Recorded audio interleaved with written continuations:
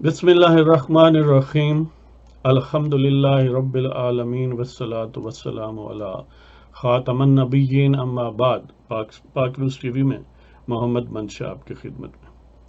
آج کے 3 عنوان: کشمیر، ایران اور یورپین یونین اور امریکہ، اور نمبر 3 جو سیگمنٹ ہے وہ حسب روایت نظم ہے، اور اس نظم کا نام ہے ہم مردہ اجسام اور کشمیر، یہ پھر کشمیر کے متعلق۔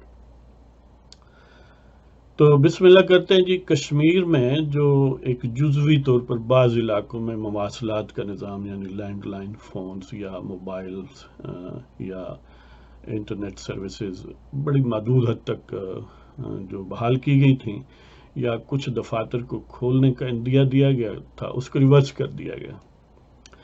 وجہ اس کی یہ ہے کہ جو ہی تھوڑی پابندیاں نرم ہوئیں، ویسے تو پابندیوں میں بھی جھڑپیں ہوئیں، لیکن پھر جھڑپیں خاصی وسیع ہوئیں، لوگوں نے سیکیورٹی فورسز افواج، بھارتی افواج کے ساتھ تصادم کیا، جس کے نتیجے میں شہادتیں بھی ہوئیں اور سینکڑوں زخمی بھی ہوئے۔ اس لیے بھارتی قابض فوج نے پھر پابندیاں لگا دیں، پھر مواصلات کا نظام معطل کر دیا، اور نقل و حرکت لوگوں کی جو ہے وہ کم و بیش ختم کر دی، ان کو گھروں تک محدود کر دیا گیا۔ اور اسی دوران 5 اگست سے آج تک جو خود یہاں وہاں سے ان آفیشلی جو انفارمیشن لیک ہوئی ہے بھارتی افواج کی طرف سے یا پولیس کی طرف سے اور ویسٹرن میڈیا میں کوٹ ہوئی ہے، اس کے مطابق 4000 سے 5000، یعنی ایک ذریعے نے 5000 بتایا کہ ان کے، یعنی جب گرفتار ہوتے ہیں تو ان کا میڈیکل چیک اپ ہوتا ہے تو 5000 لوگوں کا ہوا۔ ایک ذریعے نے بتایا کہ 4000 سے زیادہ لوگوں کو ڈیٹین کیا گیا، اور جب 5000 خود وہ اہلکار کہہ رہے ہیں تو اس کا مطلب یہ ہے کہ اس سے کہیں زیادہ ہونے کا امکان ہے۔ تو جو گرفتار شدگان ہیں، کیونکہ جیلیں بھر دی گئی ہیں، ان میں کوئی گنجائش نہیں رہی مقبوضہ کشمیر میں، تو اسے بیرون کشمیر یعنی باقی انڈیا کی جیلوں میں بہت ساروں کو بھیج دیا گیا ہے، اور وہ ان پر مزید ظلم و ستم کا ایک طرح کا وہ آغاز ہے کہ ود ان کشمیر تو پھر بھی کوئی چلو انہیں نفسیاتی معاملہ ہے کہ کشمیر میں ہیں، اور ان کے جو کو انمیٹس ہیں وہ بھی کشمیری ہیں، لیکن اب جن جیلوں میں کشمیر کے باہر انڈیا کی جیلوں میں رکھا جائے گا تو وہاں کے جو جیل کے انمیٹس ہیں، جو باقی قیدی ہوں گے، وہ بھی ہوسٹائل ہوں گے، اور انتظامیہ ان کو انکریج کرے گی ان کو ٹارچر کرنے کے لیے، لہٰذا وہ پہلے سے کہیں زیادہ مصیبت میں گرفتار ہوں گے۔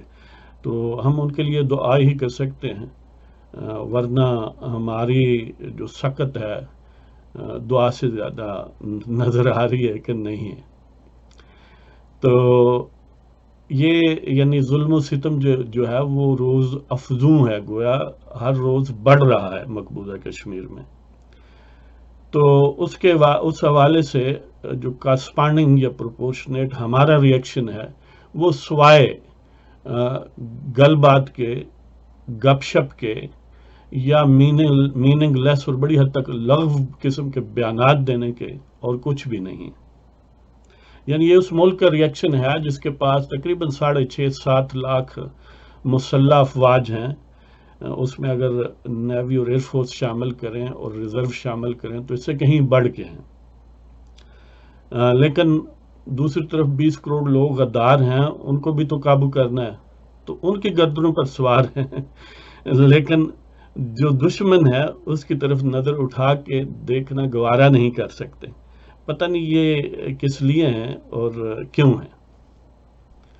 آپ امیجن کریں کہ اتنی بڑی فوج ہم نے اس لیے پالی ہوئی تھی کہ پاکستان کی شاہراہ کو بار بار روندا جائے، اور جو ہلکی سی مہم سی امید تھی اس کو بھی ختم کر دیا جائے، اور وہاں کے عوام کو ظلم و ستم کا آخری حد سے بھی بڑھ کے نشانہ بنایا جائے، اور ہم لیکچر یہی دیتے رہیں کہ دیکھیں جی جنگ چھڑ جائے تو بہت نقصان ہوتا ہے۔ اچھا جی، تو پھر ہم آپ کا کیا کریں جی؟ اچار ڈالیں ہیں جی؟ تو بہرحال جی یہ صورتحال ہے، اور پبلک سیفٹی ایکٹ جو انڈیا کا ہے اس کے تحت کسی کو بھی گرفتار کر کے، خاص طور پر مقبوضہ کشمیر میں یا مسلمان کہیں بھی مل جائیں، تو ان کو 2 سال تک بغیر کسی سماعت کے رکھا جا سکتا ہے. جس طرح اپنے دیش میں 3 مہینے 6 مہینے بہت ساری ایجنسیاں ہیں، خیر بہت ساری ایجنسیاں کچھ تو ساری عمر بھی رکھ سکتی ہیں بغیر عدالت میں پیش کیے، لیکن جہاں تک قانون ہے 3 مہینے 6 مہینے کا سلسلہ ہمارے ملک میں بھی ہے. تو یہ ہے، اس سے آگے اور کیا ظلم ہوگا جو ہمارے ضمیر کے لیے یعنی کچھ جھنجھوڑنے کا باعث ہوگا. ہمیں تو نہیں آتا اس سے آگے کیا ہو سکتا ہے. تو بہرحال بے حمیتی اور بے غیرتی کی جو حدود ہیں وہ لامحدود ہیں، لہذا فکر کرنے کی ضرورت نہیں. اب آتے ہیں جی وہ ایرانی ایشو جو ہے. آپ کو یاد ہوگا کہ کچھ ہفتے پہلے ایران کا ایک بحری جہاز یا سپر آئل ٹینکر جو تھا، ایک شپ جو تھا جو تیل برداری کے لیے استعمال ہوتا ہے، اس کا نام گریس 1 ہے، اور وہ جبرالٹر یعنی یہ جو میڈیٹرینین سی یا بحر روم ہے نا، جہاں سے اسپین کے ساتھ یعنی یہ ٹچ کرتا ہے، وہاں پر ایک تھوڑا سا بالکل چھوٹا سا علاقہ جبرالٹر، جس کو جبل الطارق ہم کہتے ہیں، اس بے مثل جرنیل اور غازی اور مجاہد طارق بن زیاد رحمت اللہ علیہ کے نام سے وہ منسوب ہے، نام سے موسوم ہے. جن لوگوں نے جرأت و عزیمت کا مظاہرہ کیا ہو، دشمنوں کی موجودگی میں بھی ان کے نام زندہ رہتے ہیں، تو ان میں سے ایک وہ طارق بن زیاد ہے. تو جبل الطارق یا جبرالٹر، اس کو انگلیسائز کیا گیا، یورپینائز کیا گیا.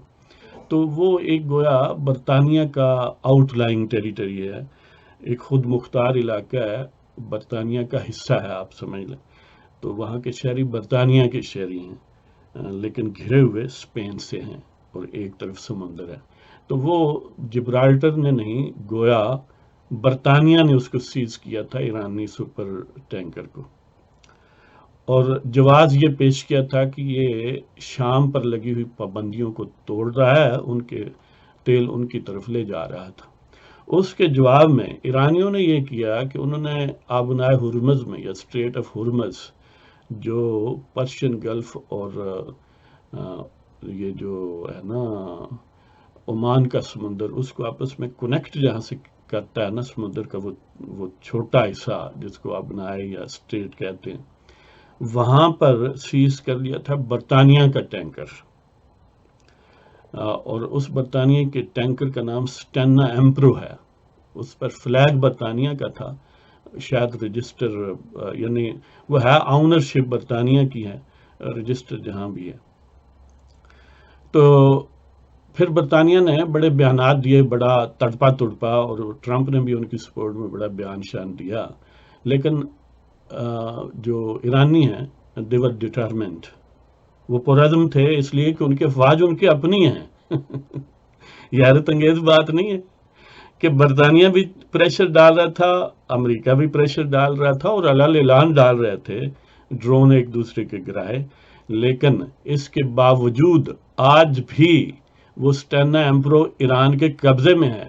لیکن دوسری طرف برطانیہ نے یا جبرالٹر نے ایرانی سپر ٹینکر جو ہے اس کو چھوڑ دیا ہے، اور وہ اپنی مشرق کی طرف یعنی ایران کی طرف گامزن ہے. لیکن سٹل ایرانیوں کے پاس برطانیہ کا آئل ٹینکر موجود ہے قبضے میں، اپنے عملے سمیت. یعنی عجیب بات یہ ہے کہ امریکی پریشر بھی ہے، برطانوی پریشر بھی ہے، لیکن still Iranians have got their way out, اس لیے کہ وہ اپنے ملک سے وفادار ہیں. ان کی افواج بھی ہیں، ان کی افواج ہماری افواج نام نہاد جو ہیں ان سے کم ہیں. ان کے پاس نیوکلیئر اسلحہ بھی نہیں ہے، اور ہمارا تو دعویٰ ہے دنیا کی سب سے بہترین فوج ہماری ہے. آپ امیجن کر سکتے ہیں، آئل کا ٹینکر تو چھڑوانا دور کی بات ہے، وہ کہتے ہیں کہ ایرانیوں کے ساتھ تجارت نہیں تم نے کرنی، اور ہم نہیں کرتے، تابع دار لوگ ہیں۔ اس کا سبب یہ ہے کہ ایک ادھر مندر ہے ہم نے بنایا ہوا پنڈی میں جس کا براہ راست روحانی رابطہ پینٹاگون سے ہے، تو وہ پینٹاگون کا ہمارا نہیں ہے، لیکن ہمیں دھوکہ ہوتا رہتا ہے کہ یہ ہمارا ہے۔ ہمارا ہوتا تو کشمیر پر تڑپتا، یہ نہ کہتا کہ دیکھیں جی ادھر تو پھر جان جاتی ہے۔ تو کہنے کا مطلب یہ ہے کہ ایرانیوں کے خلاف 79 سے لے کر آج تک 40 سال ہو گئے ان کا تخت الٹنے کی کوشش کرتے ہوئے، نہیں الٹ سکے پینٹاگون والے اپنے تمام ویر ودر، تمام طاقتوں اور افواج قاہرہ سمیت۔ لیکن ہمارے یہاں تختہ جب چاہیں الٹ سکتے ہیں، اس لیے کہ تختے کے نیچے جو لگی ہوئی چیز وہ ساری ان کی ہے ہمیں وہ ہماری نظر آتی ہے لیکن وہ ان کی ہے۔ وہ جب چاہیں ڈوری ہلا لیتے ہیں، جب چاہیں کچھ بھی کروا لیتے ہیں۔ تو اب کیونکہ کشمیر پر لڑنا ان کا مفاد تو ہے نہیں، پینٹاگون کا ان کے مفاد کے خلاف ہے، لہذا وہ کیوں لڑیں؟ وہ جن کے دیکھیں نا، جن کے کوئی ماتحت ہوتا ہے ان کی سروس کرتا ہے نا۔ وہ اس لیے نہیں ہے کہ پاکستان کے 20 کروڑ لوگوں کی حفاظت کرنی ہے، ویسے کشمیر کے بھی 1.5-2 کروڑ شامل کر لیں، 22 کروڑ کر لیں۔ وہ اس لیے ہے کہ یہ گردن اگر اٹھائیں تو ان کو گردن سے دبوچ لینا ہے، اور ان کی حکومتوں کی ٹانگیں کھینچ کے رکھنی ہے کہ کہیں یہ مضبوط نہ ہو جائیں، کہیں یہ نہ ہو جائے، کہیں وہ نہ ہو جائے۔ ایرانیوں نے اپنا آئل ٹینکر چھڑوا لیا ہے۔ امریکیوں نے مطالبہ کیا برطانیہ سے، یعنی جبرالٹر سے، کہ اس کو ضبط کر لو، گریس ون کو، ایرانی سپر ٹینکر کو۔ کیوں؟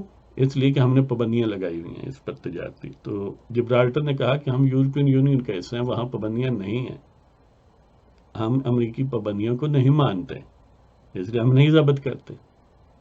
پھر انہوں نے کہا کہ پاسداران انقلاب جو ہیں وہ دہشت گرد تنظیم ہے، امریکیوں نے انہیں دہشت گرد قرار دیا ہوا ہے، تو ان سے تعلق کی بنیاد پر آئل ٹینکر کو سیز کر لیں، ضبط کر لیں۔ تو جبرالٹر نے پھر کہا کہ ہماری نظر میں پاسدارانہ انقلاب جو ہیں وہ دہشت گرد نہیں ہیں، اس لیے ہم یہ کام، اس لیے جبرالٹر نے کہا کہ ہماری نظر میں یا ہمارے قانون میں، یورپین یونین کے قانون میں وہ نہیں ہے۔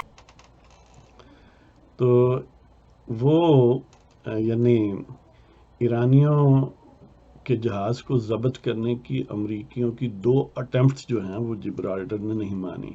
ایک کہ ہم نے پابندیاں لگائی ہوئی ہیں، جبرالٹر نے کہا کہ ہم نے نہیں لگائی ہوئی، آپ نے لگائی ہوئی ہوں گی۔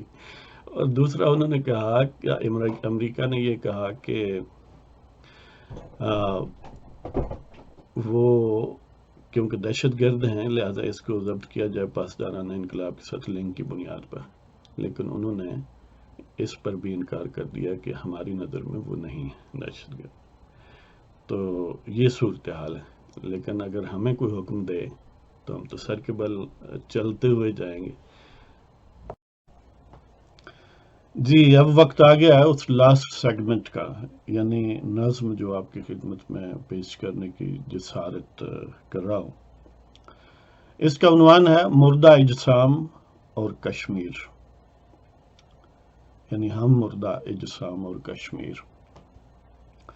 بے ہمیتی سے ترشے یہ مردہ اجسام، بے ہمیتی سے ترشے یہ مردہ اجسام، اہل ظلم و جبر اور یہ دشمن عوام۔ بے ہمیتی سے ترشے یہ مردہ اجسام، اہل ظلم و جبر اور یہ دشمن عوام۔ ان سے امید کیا ہے دختران گلفام، ان سے امید کیا ہے دختران گلفام، منتظر ان کے لیے کیوں در و بام۔ ان سے امید کیا ہے دختران گلفام، منتظر ان کے لیے کیوں ہوں در و بام۔ معصومان کشمیر در پنجہ خون آشام، معصومان کشمیر در پنجہ خون آشام، سور میں ہے محو استراحت در منام. معصومان کشمیر در پنجہ خون آشام، یعنی کشمیر کے جو معصوم اور بے گناہ لوگ ہیں وہ خون آشام یعنی خونی پنجوں میں ہیں، قاتل پنجوں میں ہیں، اور سور میں ہے محو استراحت در منام، اور جن کی وہ شارگ ہے وہ سور میں جو ہیں وہ ایزی بستر میں لیٹے ہوئے ہیں، محو استراحت ہیں در منام یعنی بیڈ روم میں ایزی. تو معصومان کشمیر در پنجہ خون آشام، سور میں ہے محو استراحت در منام. یہ بندگان اجرت ہیں افرنگ کے غلام، یہ بندگان اجرت ہیں افرنگ کے غلام، یہاں خالی از غیرت ہیں عسکری جام. یعنی یہ کولیشن سپورٹ فنڈ کے لیے تو لڑ سکتے ہیں، کشمیریوں کے لیے نہیں. ان کی کیسے لڑیں جی؟ نہ فنڈ ملے اور پھر نقصان بھی ہو، یہ نہیں ہو سکتا. یہ بندگان اجرت ہیں افرنگ کے غلام، یہاں خالی از غیرت ہیں عسکری جام. یعنی یہ جو جام ہے نا ان کی زندگی کے، ان میں غیرت نام کی میں نہیں ہے، کوئی اور چیز ہے.